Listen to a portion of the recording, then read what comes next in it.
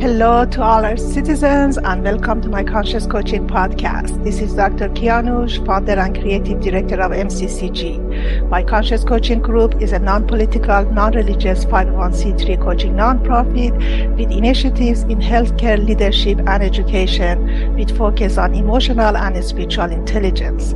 Our vision is to raise self and global awareness for a conscious mind through education and application of EQ and SQ, and our mission is to connect, collaborate, and partner with hospitals, academics, colleges, and medical schools and organizations to embrace growth, self-healing, and self-coaching to achieve well-being and peak performance of the individuals and the team as a one connected whole. Today, I have a friend and my soul sister, Farah Jamil, whom I met and worked with as a fellow at IOC. Farah is a Master of Healthcare Administration, an ACC, an executive coach, an Ivy League educated health executive with 15 plus years of leadership experience, and she's also specialized as ADHD coach. As we know, ADHD stands for Attention Deficit Hyperactivity Disorder. And also, she's an instructor and a global speaker. Farah is founder of the ADHD group, which includes executive ADHDers and interfaith and Muslim ADHDers. Farah has briefed senior leaders, including Canadian ministers, U.S. senators, and ambassadors. She has led high-performing teams and served as president, VP, and director on various nonprofit boards. She has been guest lecturer for several universities, colleges in Canada and US, and also provided one-on-one and group coaching as an internal coach and privately for ADHD around the world. Farah is a fellow at Institute of Coaching, IOC, Harvard Medical School, McLean Hospital, and she was voted as top 10 presenter at 2023 WBEC World Business and Executive Coach Summit by Coaching.com in their pre-summit on her presentation that called Neurodiversity, Navigating ADHD in the Workplace. And she was also selected as one of 36 global executive coaches for the 2020 Inc. 5000 Vision Conference for the fastest growing U.S. private companies. Wow, I ran out of my breath, Farah, but just reading your bio.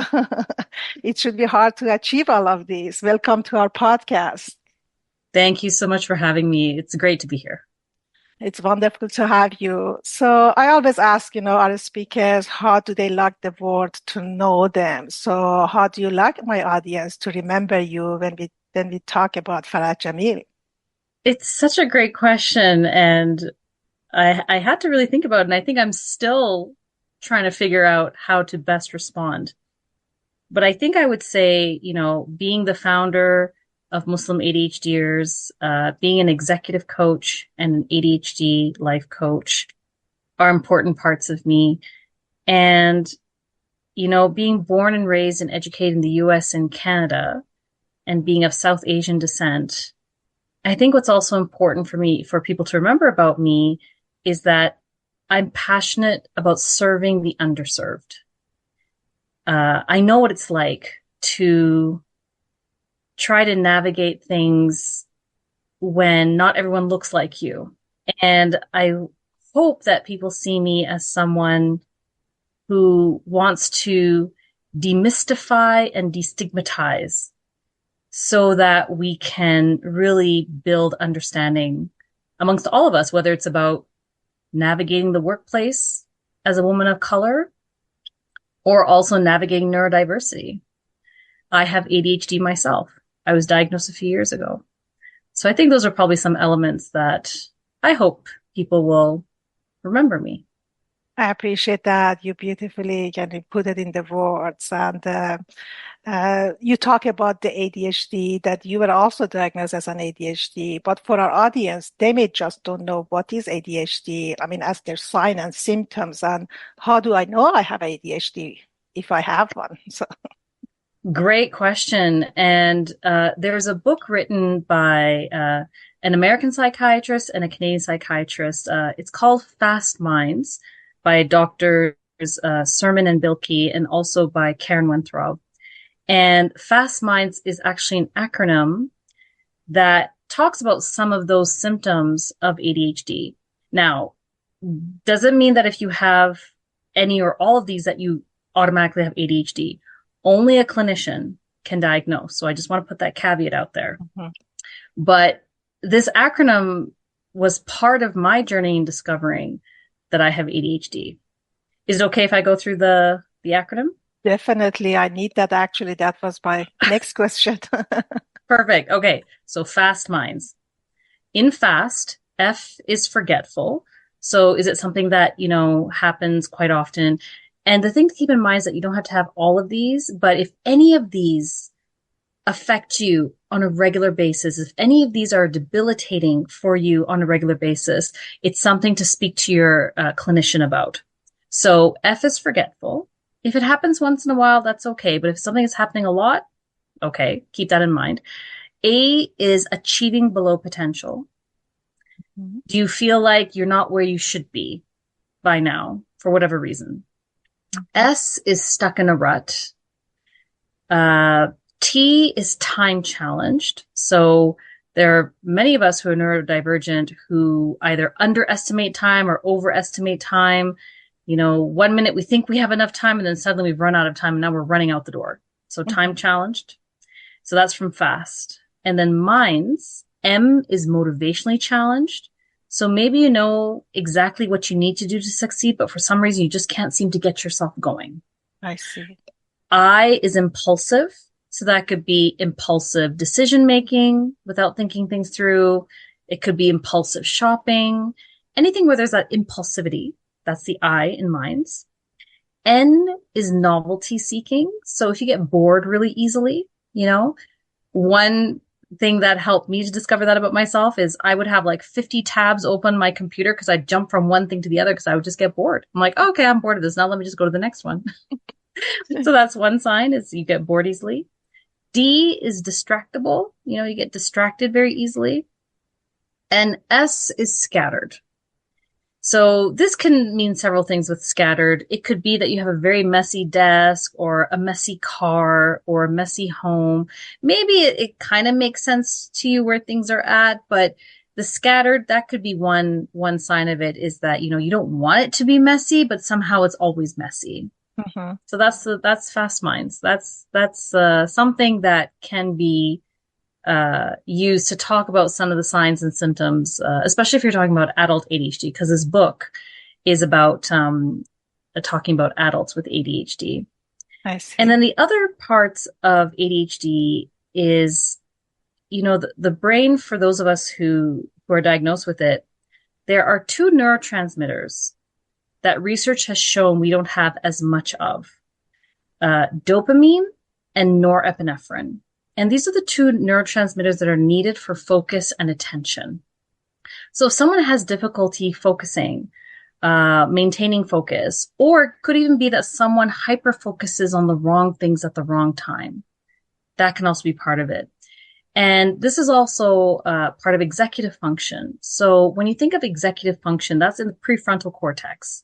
Mm-hmm. And for many of us, that's impaired. So I think of executive function like your brain's executive assistant. When you have an excellent administrative assistant, or an executive assistant, I should say, they help you stay organized. You get to meetings on time. You are able to make sure that you have everything that you need for that meeting. You know where to find things. You are able to make sure you have that cup of coffee so that you are alert. So when you have an excellent executive assistant, things run smoothly. But for those of us who don't have a great executive assistant, we're constantly disorganized. We're running late all the time. We only have half of the things that we're supposed to have for our meeting. And we forget constantly where we're supposed to be going. It's all sorts of things where it makes life a little bit more challenging. I see. I understand. I guess at some point in life, we all have an ADHD. So it should be as a pattern, right? So not just one or two, a couple of occasions of that. That's right. It would be a pattern. So if someone like once in a while forgets something, that doesn't mean you are suddenly neurodivergent or you have ADHD. It's something that impacts you regularly, and it can impact you at school, at work, in social situations, etc. So for me, that was one of the telltale signs, is that it didn't matter if I was doing something really boring or something really fun. I would still have challenges with time blindness, like getting to places on time, even though I would think I'd have enough time to get somewhere. Yeah. But it's just something that was impacting me on a constant basis. I understand. So just how did your journey started, to train yourself as an executive coach and ADHD coach? And Yeah. what Oh, sorry, brought go you ahead. here? Yeah, I just want to say what brought you here. Sure. So my journey as an executive coach, it was interesting because in the workplace, when I was working in management and I had a team of people that were reporting to me, one day I heard that the most senior executives in the organization were getting access to executive coaches. And I was really fascinated by this because I've done a lot of mentoring in my career. I have mentored dozens of people throughout my career because for me, it is so important to help people with their development, with their professional development, because that's something I always hoped for myself. But it wasn't as easy for me to get access to mentors for whatever reason. But I was always wanting to help those around me because especially when I saw them struggling. But then I heard about these executive coaches that were coming to help the senior leaders. And I don't know what happened that day, but I was talking to my supervisor. I said, I would like to have an executive coach. This sounds really interesting. And they're like, oh no, Farah, sorry, this is only for like the senior people. We don't have access to this. And I really advocated for myself that day. I said, you know what? As a woman of color and, the only one who looks like me in this large organization, and I have a staff of people, I haven't been doing a lot of professional development for myself. I think I need a coach. I've heard a little bit about coaching, but, I have put everyone else's needs ahead of mine. This is something that I'd really like. What can we do to make this happen? Mm-hmm. And bless my supervisor, because he looked into it and he said, you know what? There's actually someone in the organization who's training as an executive coach. They're a student executive coach, and they're looking for people to coach to help them get their hours. Would you be willing to work with a student coach? I said, absolutely. Let's do it. And it was my first time receiving coaching. Now, as you and I know, and I'm sure many of your listeners know, there's a difference between coaching and mentoring and, workshops and things like that. Yeah. And one of the things that I loved about receiving coaching was that it truly was all about me and finding solutions that were customized to my needs. Mm-hmm. And I hadn't really experienced that before.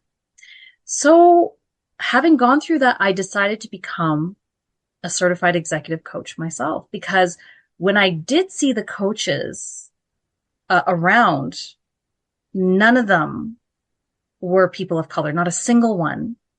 And I don't remember what was the gender percentage, but they definitely didn't look like me. Mm-hmm. And I knew that something like this would be so powerful. I could see that there were people of color in my organization who felt like they weren't really getting a lot of support. So I thought, you know what? Let me train as one, and maybe I can help with that. Mm-hmm. So I trained as an executive coach, and just by chance, maybe I shouldn't say chance, but it just so happened that after I received my certification, a few months later, the organization decided to develop their own in-house coaching program where they wanted to provide one-on-one and group coaching across the various departments. And because they knew that I had just trained and I was certified, they asked if I would like to be part of the prototype. Mm-hmm. And I was ecstatic. I said, yes, I'd love to. And that's what really helped me build the skills as an executive coach. And then around that time, I was diagnosed with ADHD. I see. Yeah. And I was actually working with a psychologist because I kept thinking I had time management issues. I would say that I just don't understand why I procrastinate and why it's difficult for me to get started on things, even though I have plenty of time to do it, why it's difficult for me time-wise to get to places. So I thought I had a time management issue. And I had been working with him, but nothing seemed to be working. And again, it just so happened that there was a program on TV where a journalist by the name of Lisa Ling was interviewing a physician scientist talking about ADHD. And when he was discussing the signs and symptoms, I related to so many of them. And so I went back to my psychologist in my next appointment and I said, I think I have ADHD. And he said, no, you don't. I said, what do you mean? He said, you're an Ivy League graduate. You've got a full-time job. You have loving family and friends, and you're very charming. And I looked at him and I said, he was right. What do any of those things have to do with whether I have ADHD or not? And I asked him, do you have the DSM-5 manual? He said, yes. You know, the Diagnostic and Statistical Manual for Mental Disorders. So I said, can you please take it down and we can go through it together? And he was so reluctant. But he said, okay, fine. So he took it down. We went through it together. He looks up at me and he says, oh my goodness, you have ADHD. I said, yes, I know. I knew it. Yeah. You diagnosed Not only yourself. that, that's right. I had ADHD NOS. Mm-hmm. So he said, I think you have ADHD NOS, not otherwise specified. Mm-hmm. So basically, like, you know, I think later on, when I got further testing, I have ADHD combined. So I have combined. And the combination, so when we talk about combined, right now there's like categories of impulsive, hyperactivity, and inattentive. So for some who have ADHD, because when you've met one person with ADHD, you've met one person. We all present differently. Yes. But there are some who may be more on the inattentive side, and there may be more who are on the hyperactive, impulsive side. But for me, I'm combined, so I have elements of all three. Mm-hmm. Yeah. Each one has their own fingerprint and stories, just like, you know, our identity. We are different people, each of us. I was curious about something. How do you differ type A personalities, overachievers with the ADHD? If you see that. Excellent question, because I think there was a time where I was very type A. I don't think I am as much anymore. Mm-hmm. But, you know, growing up, I was very ambitious. In my family, education is very important for both men and women. So mm-hmm. every single member of my family on both sides has at least one university degree, at least, mm-hmm. right? It's for us, it was never, if I would go to post-secondary, it's always like when and where, right? Yeah. That's just how I grew up. You know, we're a very academic family in that sense. And, but with type A, there could be people who have elements of type A who are also ADHD. But it doesn't mean that someone who's type A struggles with procrastination, with time blindness, with getting started on tasks, with finishing tasks. They may not struggle with emotional dysregulation. Mm-hmm. So there's all these things that are part of the ADHD umbrella that would not fall under the type A umbrella. But there are those with ADHD who may be very ambitious, who are very innovative, who like to do things a certain way, right? Yeah. They may want or maybe even have a lot of structure in order to get things done. And whereas there are some ADHDers who are not like that. They have ADHD, but maybe they're not as ambitious, or in certain ways, depending on how someone defines ambition, right? They may not like structure at all. They may need it, but they don't feel that structure is the best way for them. They don't want to be very strict about it versus another ADHDer. So you can be a type A and have ADHD, or you could have ADHD and not be type A. I see. I understand. Thank you for clarification. And how do you think coaching can help the ADHDers? So once I got my diagnosis with ADHD, and this was after I'd become an executive coach, I knew the power of coaching. I knew how it can help people dig deeper and to be able to have the safe space that coaching provides in order to really explore what works for someone and what doesn't. Mm-hmm. And that's when I discovered that there are ADHD coaches out there. I was like, wow, this is amazing. Like, I didn't know there was such a thing as ADHD life coaching or ADHD coaching. And so after my diagnosis, when I struggled so much to try to support myself and I didn't see anyone who looked like me talking about ADHD, very similar to how I ended up as an executive coach, I then signed up to train as an ADHD life coach because I saw the need, I saw the gap, and I wanted to be able to help myself and help others. So I signed up to train as an ADHD life coach. And both of my programs, because everyone can go through different coaching programs, it just so happened, I know I've been saying that a lot, Yeah. it just so happened, as a person of faith, I have a different way of looking at that. I'm like, but it just so happened that both of my programs are ICF approved. So, and both of them use ICF core competencies in their training. So I could see how both programs utilize the ICF core competencies, and that ICF is for International Coaching Federation. And what was great is then I was able to kind of compare what the executive coach training looked like versus the ADHD coach training. So they have a lot of similarities in the coach approach. In my ADHD training, I learned more about what is ADHD, like, the science behind it as well, and how coaching can help a client with ADHD. So it is specialized training. So even though technically I could have just stayed with my executive coach credential and someone who's diagnosed with ADHD, I could have said, hey, I'm an executive coach, but I happen to have ADHD. Maybe I can help with that too. Sure, I guess I could have done that.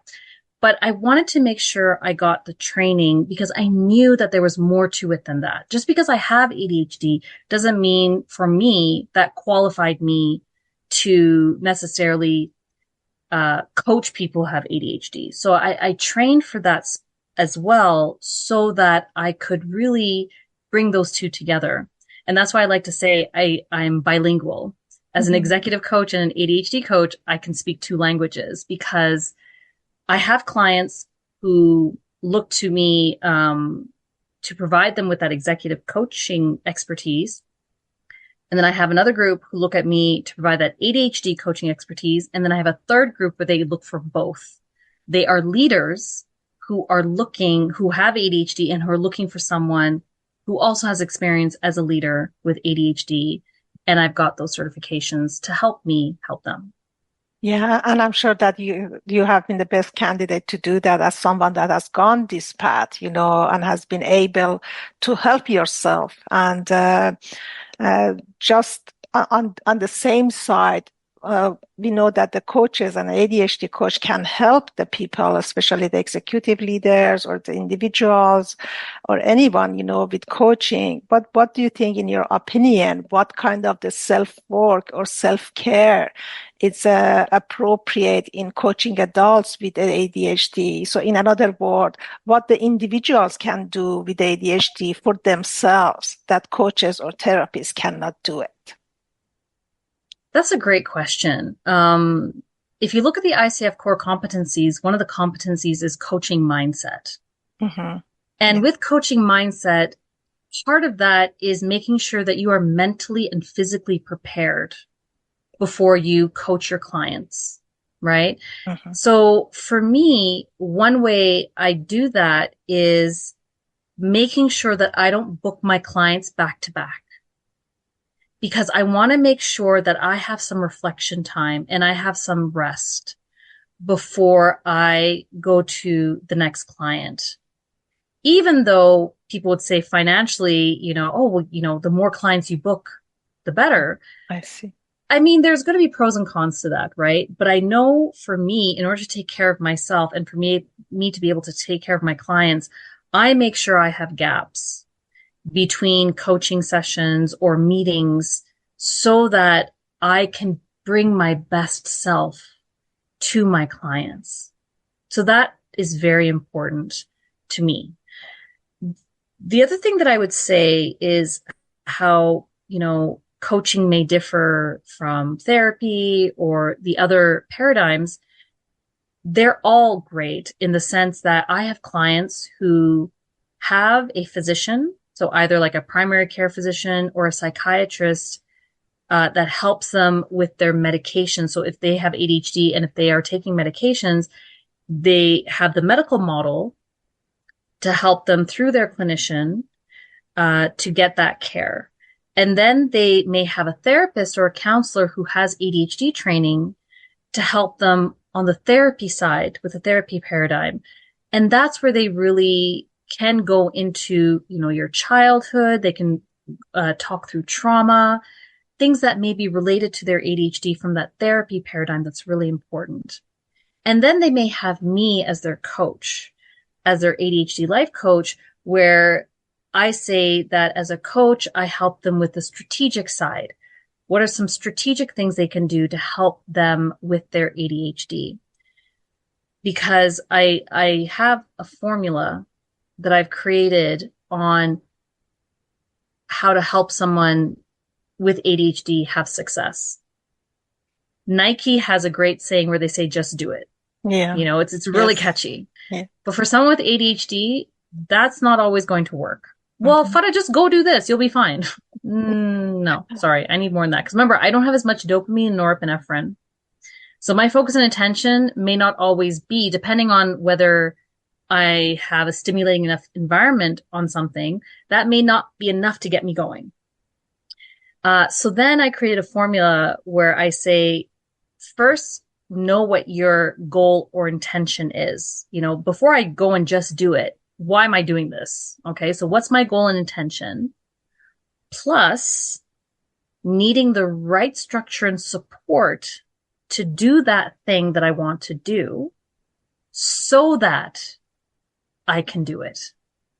I see. Right?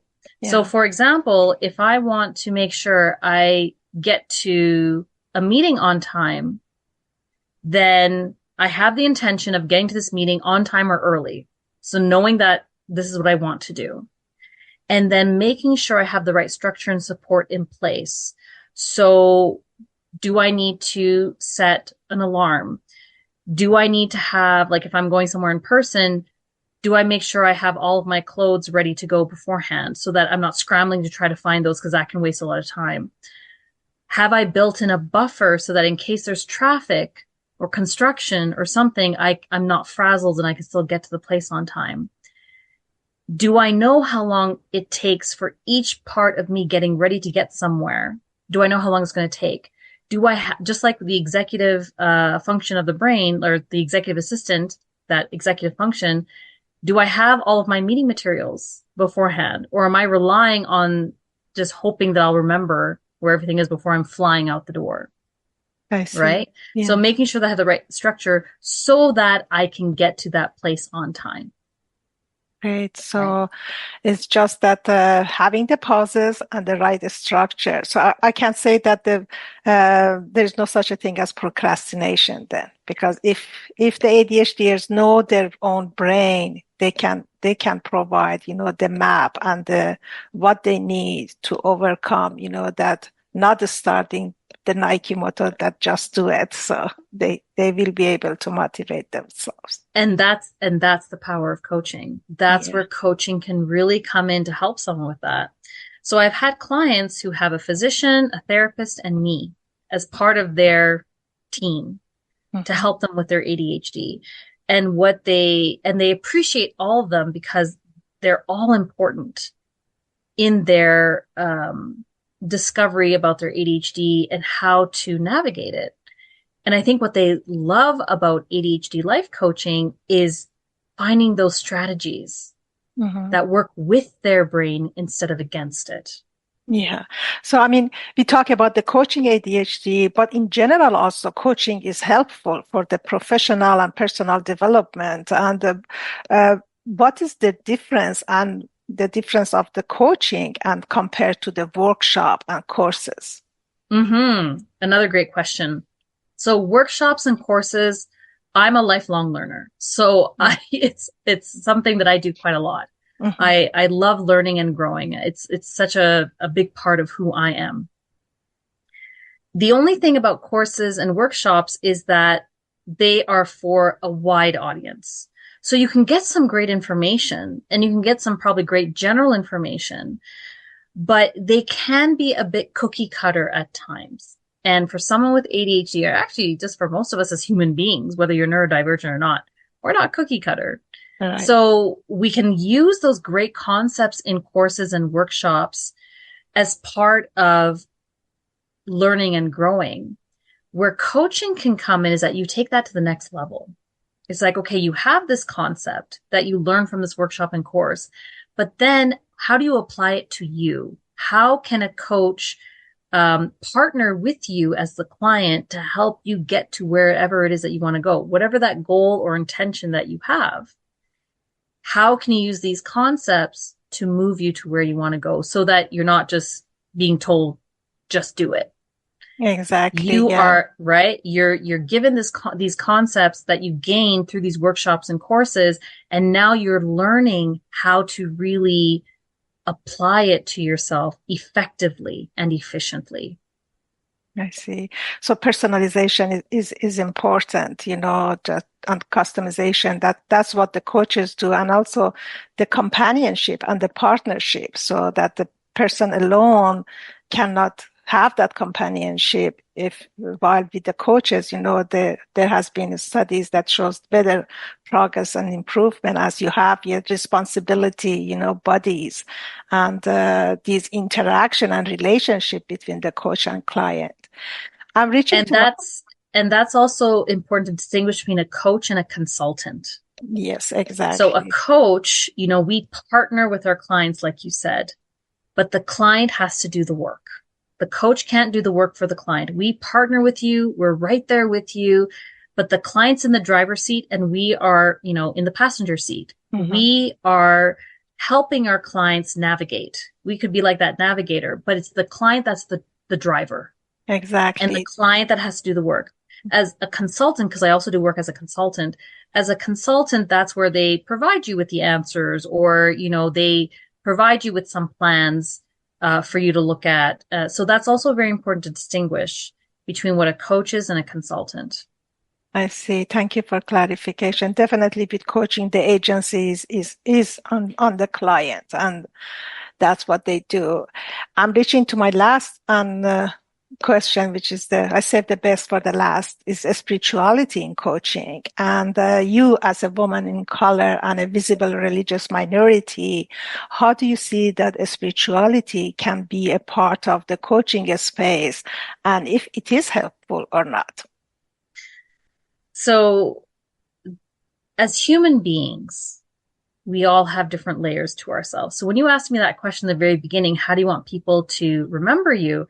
It was such a tough question because I feel like I have so many layers. So I am a daughter, a sister, a colleague, a friend, a neighbor. I am a North American. I am South Asian. I'm a Muslim. I'm a health executive. I'm a coach. I'm a consultant. I'm an instructor. I'm a speaker. There's all these layers to each of us that look different. And it just so happens that one of my layers that's important to me is my spirituality. And this is why I created Muslim ADHDers and Interfaith ADHDers on Instagram, because again, I didn't hear anyone really talking about faith and spirituality as it impacts our ADHD or as it impacts, how we work and how we be. Mm-hmm. And I wanted to talk about that. Yeah. And so to me, one of the things is, what's the intersectionality between ADHD, productivity, health and wellness, and faith? And as I was learning more about ADHD, I was realizing how my faith can support my ADHD journey. And a lot of people thought that was very strange. They're like, what do you mean? What does faith have to do with your ADHD journey? What does spirituality have to do with it? And for those of us who have ADHD, they can relate to the frustration and the overwhelm. When we do things a little bit differently, people may comment and say, why can't you just do things like so-and-so? Why do you have to be difficult? Or why can't you just do it this way? Why can't you just do it? They say that children who are diagnosed with ADHD, because by the way, with ADHD, you're born with it. There's a genetic component to it. Research has shown that it's inherited. So, neurodivergence is not just something that spontaneously tends to happen. You get it from somewhere. It could be from one parent. It could be from both parents. You never know. Yeah. But I just happened to be diagnosed as an adult. I got missed as a child. But I remember some of the challenges that I had as a child that I just didn't really think about, because typically as a kid, they say that it's the boys who tend to get the diagnosis as children because they're seen as the stereotypical hyperactive little boys that are bouncing off the walls. Mm-hmm. And with girls, many of them do not have that external hyperactivity. They may have the internal hyperactivity where they have a very busy brain. So they get missed. That's what happened to me. And it's not uncommon for many of us to get negative comments from others, being put down or just being seen as being different. And so with the spirituality part of it, I think with many groups, spiritual and faith groups, there's a lot of compassion. Whether you believe in God or creator, whatever the case may be, typically that's a very compassionate creator, a very compassionate being. And for some of us, that may not be as easy to do because we can be really hard on ourselves. It's called rejection sensitivity dysphoria or emotional dysregulation. Like, these are terms that you may hear an ADHD or say is where we can feel really deeply. When someone says something negative to us or when we have a negative experience, we may feel it very, very deeply compared to someone who doesn't have ADHD. And it's because of my faith and spirituality that has really kept me from going down too much into woe is me, or it's a great reminder that yes, things happen, things can be really hard, but my faith helps me to recognize that, this is part of it, but let's look at the bigger picture. What can I do to help myself in the situation? And so I want to talk about that with others who have ADHD. How can your faith help you? And I think how my faith has helped me is that compassion and mercy. Because we always say, with the Holy Quran, which is like the book for Muslims, just like you have the Holy Bible for Christians. So we've got the Holy Quran for Muslims. Almost every chapter starts with, in the name of God, the most compassionate, the most merciful. And that in and of itself is such a reminder that when I'm having those days where nothing seems to be going right, I'm running late to something, even though I was doing so well with it. And then one day just things are not working. I'm feeling that overwhelm. I'm feeling like I'm not being understood by others. Just remembering that one thing, the most compassionate, the most merciful, knowing that there's this omnipotent being that has that mercy and compassion upon me. I need to have that for myself too, so that I don't get caught in this cycle of thinking that I'm not worthy, or that just because I may process information differently does not mean I'm less than someone else. Mm-hmm. So I've spoken to people who are Catholics with ADHD, who are Jewish with ADHD, who are Christian with ADHD.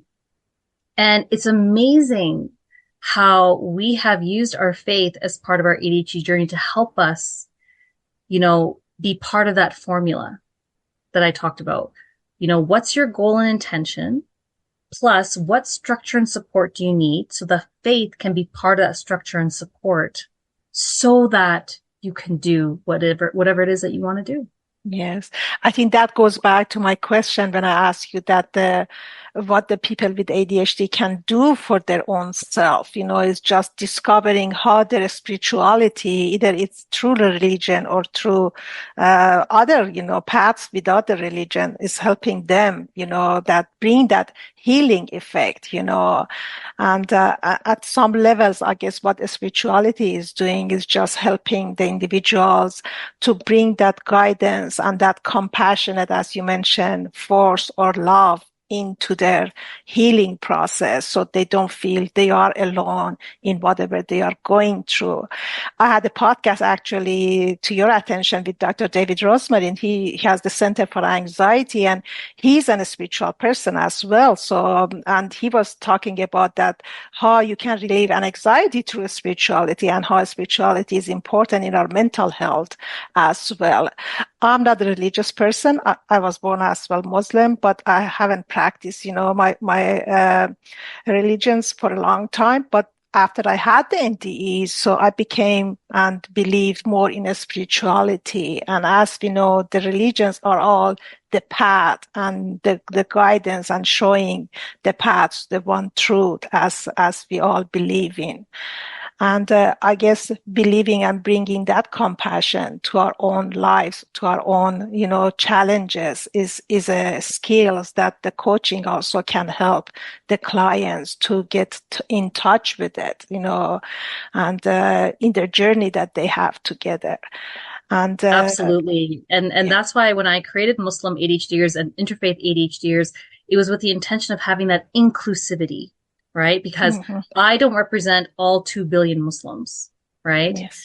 But what I wanted to make sure is that we emphasize that all of us are on a different journey, and each of our journeys are valid because as human beings, like I said, we're complex beings. And sometimes it's just nice to be able to connect with others who can understand that element to us. Exactly. Right? However that looks, right? Because the way that I practice is going to be different from somebody else. But that's the same thing with ADHD, right? Yeah. The way my ADHD it shows up is going to be different from somebody else's. That doesn't mean that we still can't get together and be able to relate on so many levels. That's the beauty of it. And that's why I love how the ADHD community is so inclusive.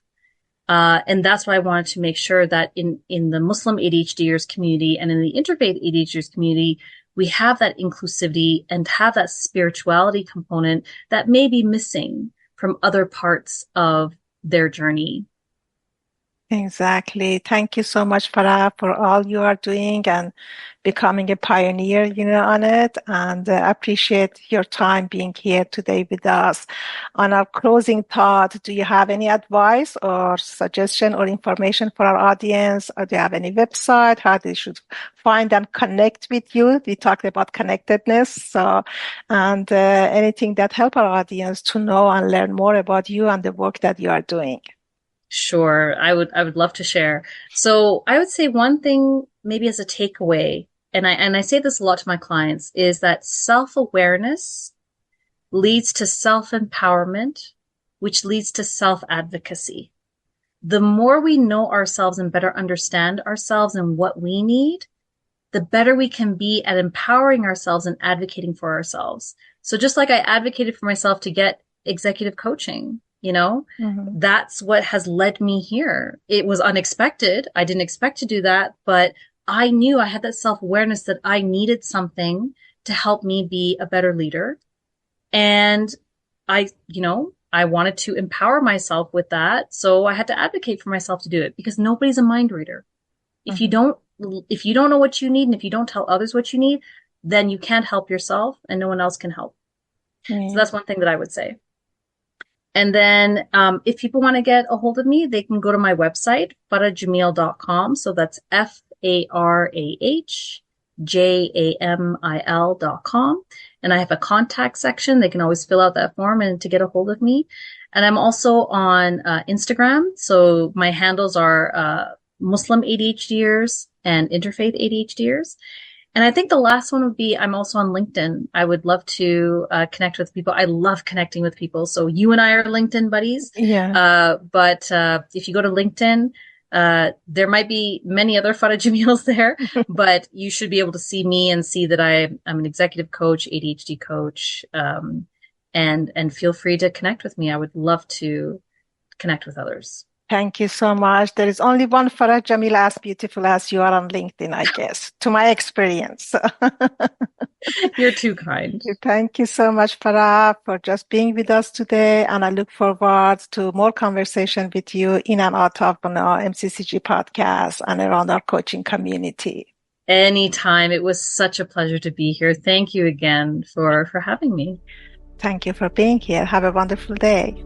Goodbye to our listeners. And remember, one podcast at a time. Thank you for being with us for another one. You can visit our website at myconscious.org to learn more about us, or write to us at coach@myconscious.org. And please stay connected by following us on our social media platforms, LinkedIn, Instagram, Facebook, or Twitter, not to miss our upcoming episodes and events. Love and light from all of us to you. Make it a great day, everyone.